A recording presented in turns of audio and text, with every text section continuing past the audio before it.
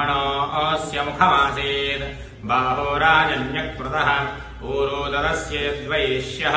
अध्यागम् शूद्रो अजायत चन्द्रमा मनसो जातः चक्षुः सूर्योदजायत मुखादिन्द्रश्चाग्निश्च प्राणाद्वायुरजायत नाभ्या आसीदन्तरिक्षम् शीर्ष्णोद्योः समवर्तत अभ्याम् भूमिर्दिशः श्रोत्रादो तथा लोकागमकल्पयन् वेदाहमेदम् पुरुषम् महान्तम्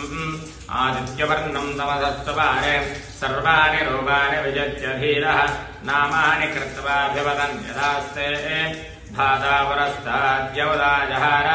शक्रप्रविद्वान् प्रतिशश्चतस्रः तमेवम् विद्वानमृत यः भवति नान्यः स्पन्धायनाय विद्यते यज्ञेन यज्ञमयन्तदेवाः तानि धर्माणि वसुतः